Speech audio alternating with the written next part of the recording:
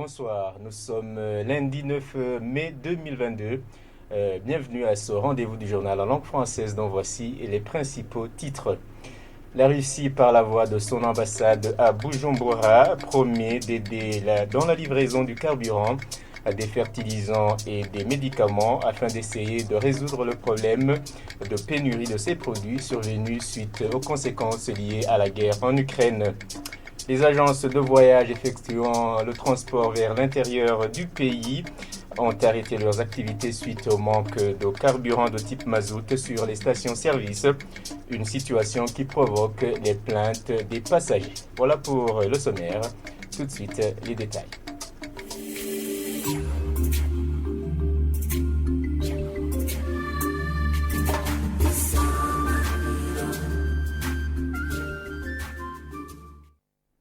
Bonsoir. La Russie, par la voix de son ambassade, promet au Burundi de résoudre les problèmes liés à la livraison des fertilisants, carburants et médicaments, livraison perturbée à cause de la guerre en Ukraine.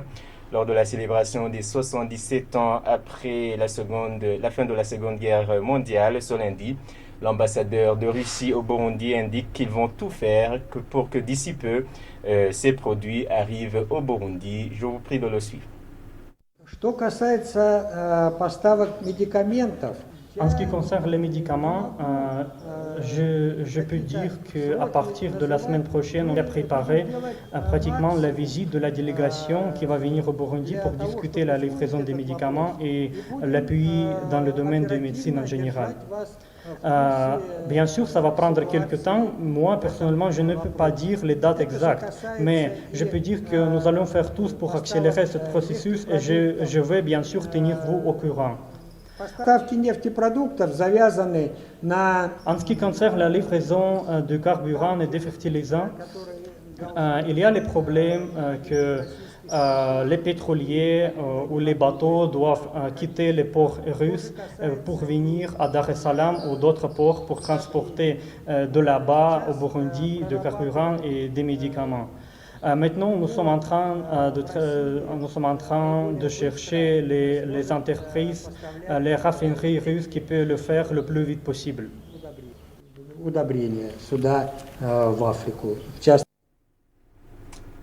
Je vous l'annonçais en titre, certains passagers vers l'intérieur du pays se plaignent du manque de bus. Ceux qui se sont entretenus avec nos confrères ce lundi expliquent que les agences de voyage ne sont pas en train de travailler en raison du manque de carburant de type mazout. Suivez-le. Je voulais me rendre à Kobero et j'ai vu un bus de l'agence Memento partir. Les agents de voyage m'ont ensuite expliqué que je vais difficilement trouver un autre à cause du manque de carburant. Je suis arrivé ici à 5 heures. Jusqu'à maintenant, je l'attends. Je viens de Gitaza et je me rends à Changuzo. Ils m'ont dit que les bus ne seront pas disponibles avant 14h30. Je serai contraint d'arriver en retard. On m'a dit d'attendre jusqu'à 13h. J'ignore si je vais pouvoir me déplacer. À l'agence de Volcano, beaucoup de passagers attendent et d'autres sont désespérés. Le manque de transport de bus vers l'intérieur me perturbe au niveau professionnel. Nous n'avons aucun problème avec la hausse des prix du carburant, pourvu qu'il soit disponible. Cela nous permettrait de bien poursuivre nos activités quotidiennes. On voudrait bien que le problème de carburant soit vite réglé, peu importe la fixation des prix. Toujours dans le secteur des transports, plus de 60% des bus de transport en commun vers l'intérieur du pays à mairie de Bujumbura sont garés dans les stations-service suite à la pénurie du carburant de type mazout, selon le secrétaire exécutif et porte-parole de l'Association des transporteurs du Burundi à Trabou. Selon Etan, les bus qui circulent violent, certains bus plutôt, qui circulent violent les itinéraires selon les passagers. Charles Niramhewa rappelle cependant à l'ordre les consommateurs, plutôt les conducteurs de bus, pour éviter des sanctions. Suivez-le. La situation qui règne actuellement dans le secteur du transport il devient de plus en plus incontrôlable parce que actuellement, beaucoup de bus de transport, d'ailleurs à peu près plus de 60% de bus ne sont pas opérationnels. Dans ce cas, il est vraiment très difficile de réglementer le secteur. C'est la raison par laquelle certains chauffeurs cherchent à faire du n'importe quoi, effectivement, pour justifier la carence de carburant, parce que certains chauffeurs sont obligés de chercher du carburant au marché noir. Dans ce cas, alors, ils préfèrent opérer dans des endroits près ou bien aller plus loin pour qu'ils puissent gagner beaucoup plus. Au niveau de la Trabon, on lance un appel vibrant à ces chauffeurs de respecter la loi de la circulation routière, parce que ces infractions sont réprimées par le code de la circulation routière, même le code pénal.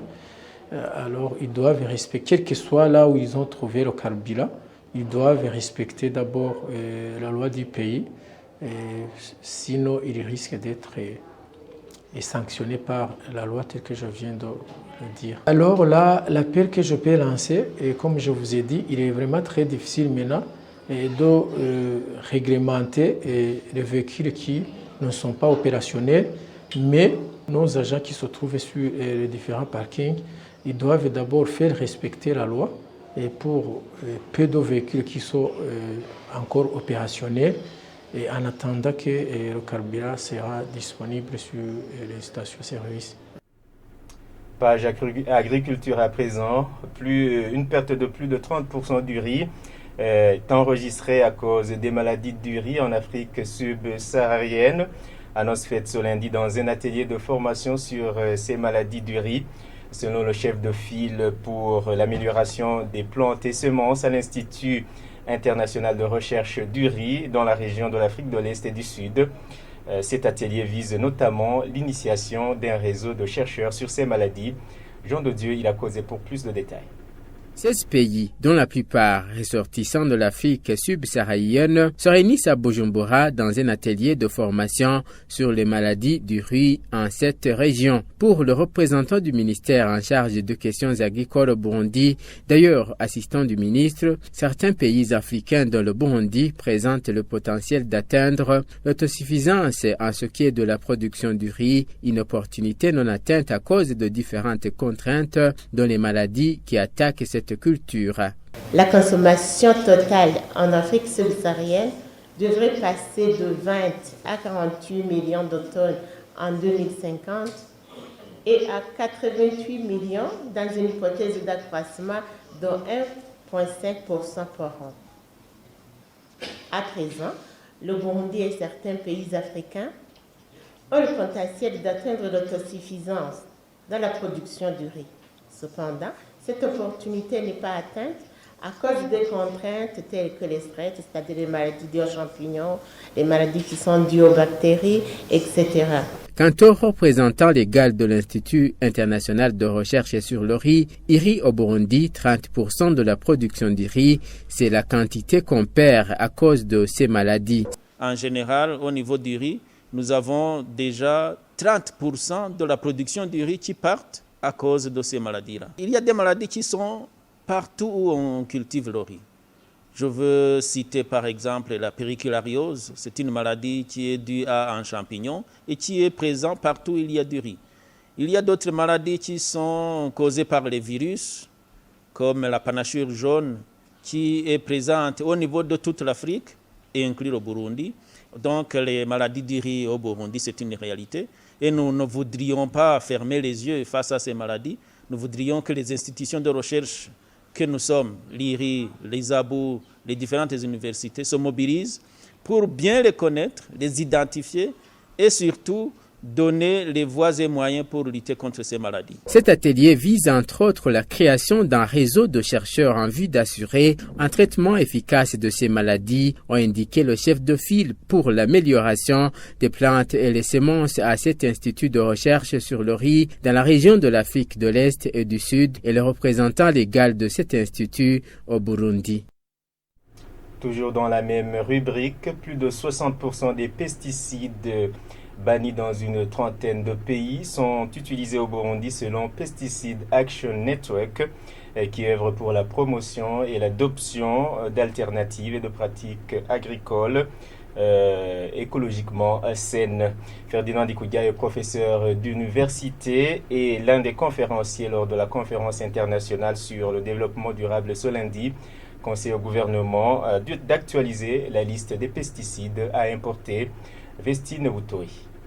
Lors de cette conférence internationale sous le thème partenariat universitaire innovant pour un impact sur le développement durable, acquis du programme de l'organisation belge Evry-Lios-UB, un des conférenciers, Dr Ferdinand Ndikudia, spécialiste en pesticides, a présenté son travail de recherche sur l'évaluation du profil de toxicité des pesticides homologués au Burundi. Selon lui, l'ignorance de la dangerosité de ces pesticides a été sa principale motivation. J'ai constaté qu'ici au Burundi, comme ailleurs, on utilise beaucoup de pesticides dans le domaine agropastoral et on ignore souvent que ces pesticides peuvent être dangereux par rapport à la santé publique, mais aussi à l'environnement. Les maux de tête et le cancer chez l'homme et la mort chez les abeilles et aux poissons sont parmi les inconvénients liés à l'utilisation des pesticides, révèle-t-il.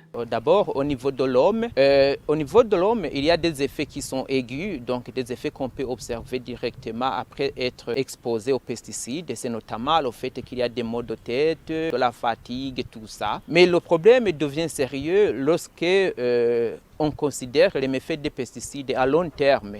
Parce qu'il y a beaucoup d'études qui ont montré que les pesticides sont liés au cancer, à la stérilité, mais aussi aux maladies, notamment le diabète, et ainsi de suite. Malheureusement, Dr Ndikudia déplore la persistance des pesticides en usage au Burundi, mais déjà bannis dans au moins plus de 30 pays. Il y donne l'exemple de l'endosulfane, utilisé dans le traitement de haricots. Et c'est par exemple l'endosulfane qui est banni par plus de 79 pays dans le monde entier. En deuxième lieu, il y a l'ardicab qui est utilisé pour la protection du tabac et du palmier à huile. Ce pesticide-là est banni par plus de 70 pays dans le monde entier et il a été montré que ce pesticide peut affecter le système nerveux de l'homme. Le carbofurane qui est banni par plus de 51 pays dans le monde.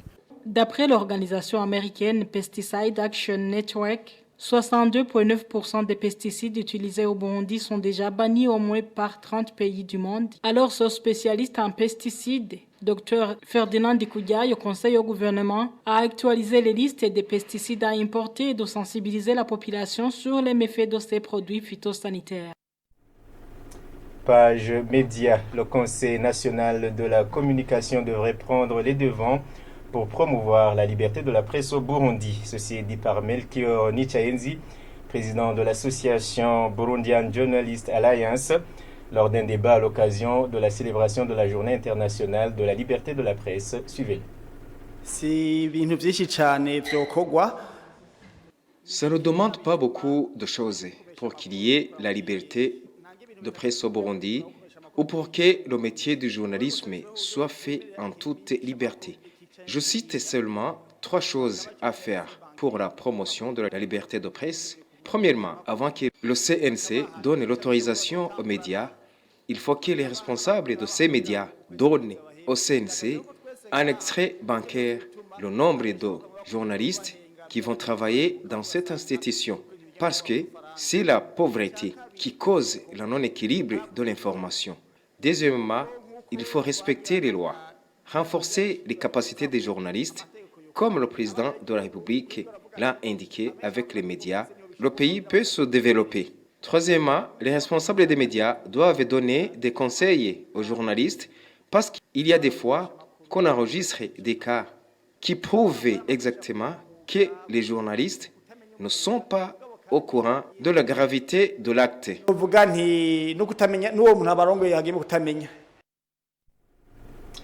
Laurent Kaganda, vice-président du Conseil national de la communication, lors de ce débat, pense plutôt que les journalistes ont besoin de renforcement de capacités pour travailler de façon professionnelle. Suivez-le.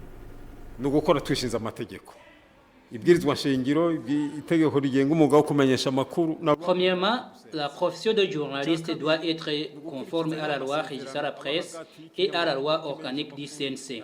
Deuxièmement, il doit y avoir le respect des conventions entre les médias et le CNC, convention communément appelée le cahier de charges. Troisièmement, il faut qu'il y ait le renforcement des capacités des journalistes parce que les jeunes journalistes d'aujourd'hui ne sont pas professionnels. Il faut que les anciens enseignent les nouveaux. Quatrièmement, les responsables des médias doivent avoir un budget pour appuyer celui donné par le gouvernement. Cinquièmement, il faut respecter la ligne éditoriale pour ne pas faire ce que les autres médias ont déjà fait.